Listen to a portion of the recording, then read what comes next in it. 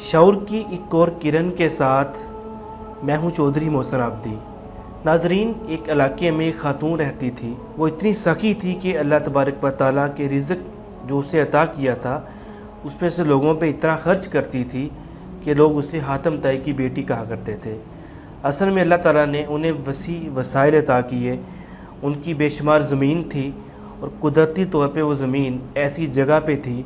جو گاؤں سے 2-2.5 میل باہر ایک ڈیرا انہوں نے بنا رکھا تھا، جہاں پہ لوگ پیدل سفر کر کے پہنچتے اور وہاں سے سواری کا انتظام کر کے شہر جایا کرتے تھے۔ آہستہ آہستہ وہ علاقہ آباد ہونے لگا اور لوگ کیونکہ وہاں آیا کرتے تھے تو وہاں پہ مارکیٹ بننا شروع ہو گئی۔ لوگ بیٹھ گئے۔ بعض اوقات ایسا ہوتا کہ رات زیادہ ہو جاتی، سواری نہ ملتی تو عوام کو، لوگوں کو وہاں پر بیٹھ کے سٹے کرنا پڑتا اور رات اکثر اوقات بچوں کے ساتھ، خواتین کے ساتھ اسی سٹاپ پہ گزارنی پڑتی، کیونکہ واپس جانا کافی مشکل ہوتا تھا اور آگے کا سفر پیدل ممکن نہیں تھا اور سواری رات کو مل نہیں پاتی تھی۔ تو اس حالات میں جب خاتون نے دیکھا کہ اس جگہ پہ لوگ بیٹھتے ہیں، انہیں بہت ساری تنگی کا سامنا کرنا پڑتا ہے، رات اسی آسمان کے نیچے گزارنی پڑتی ہے، اس نے اپنے خاوند کو مشورہ دیا کیوں نہ ہم ان کے لیے یہاں پہ ایک مہمان خانہ بنا دیں۔ اللہ تعالیٰ نے ہمیں رزق دیا ہے اور وافر مقدار میں دیا ہے، اگر ہم اس میں سے عوام کی فلاح و بہبود کے لیے خرچ کریں گے تو اللہ تبارک و تعالیٰ کی رحمتیں اور برکتیں ہمارے ساتھ شامل ہوں گی۔ اس کے خاوند کو اپنی بیوی کا مشورہ پسند آیا، چنانچہ اس نے مہمان خانہ بنوا دیا۔ اب جو لوگ وہاں پہ رات کو سفر نہ کر سکتے اور سواری نہ ملنے کی وجہ سے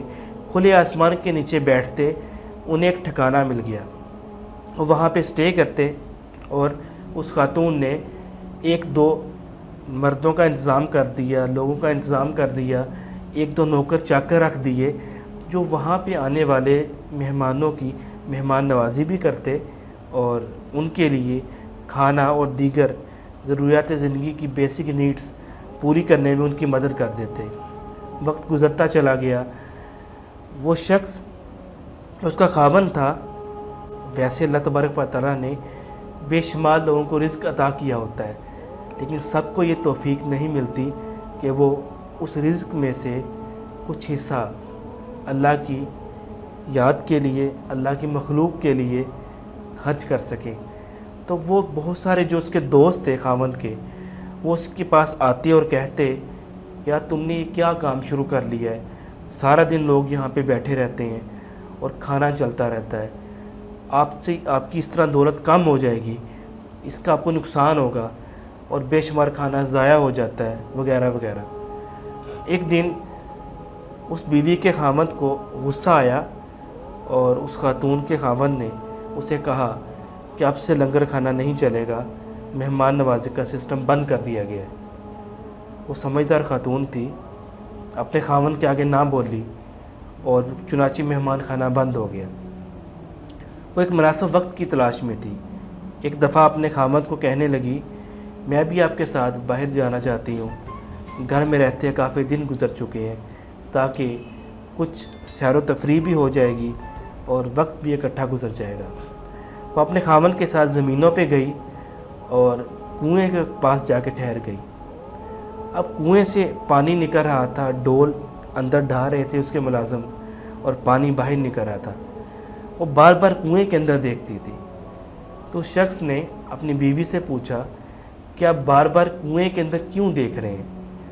اس کی بیوی نے کہا کہ میں یہ دیکھ رہی ہوں کہ اتنا پانی باہر بھی نکلتا چلا جا رہا ہے لیکن کنویں کا پانی پھر بھی کم نہیں ہو رہا۔ تو کہنے لگا کہ سارا دن ساری رات کیا،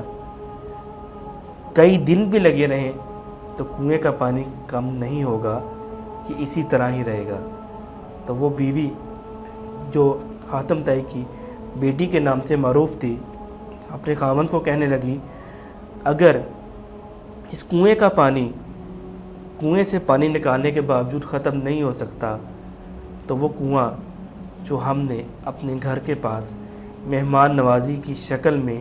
مہمان خانہ بنا کے شروع کیا تھا، آپ کا کیا خیال ہے؟ جو اللہ تبارک و تعالیٰ ہمیں رزق دے رہا ہے، گندم گھر کی ہے، اللہ تعالیٰ چاہے تو ایک سٹے سے 70 دانے نکالے، ایک پودے پہ 7 سٹے لگائے یا 10 لگا دے تو وہی ذات رزق دینے والی ہے۔ تمہارا کیا خیال ہے کہ اس طرح ہمارا رزق کم ہو جائے گا کہ ہم عوام کو تقسیم کر رہے ہیں؟ اس کے خاوند میں لرزہ طاری ہو گیا، اسے زندگی کی حقیقت بھی سمجھ آ گئی اور اس بات کا بھی اندازہ ہو گیا کہ مجھ سے غلطی ہوئی، میں جو تقسیم کر رہا ہوں وہ تو اللہ تبارک و تعالیٰ نے مجھے عطا کیا ہے اور یہ اس کی کرم نوازی ہے کہ اس نے مجھے دینے والے ہاتھ کی شکل میں رکھا۔ اگر وہ لینے والے کی ہاتھ کی شکل میں لے آتا تو میں کیا کر سکتا تھا؟ چنانچہ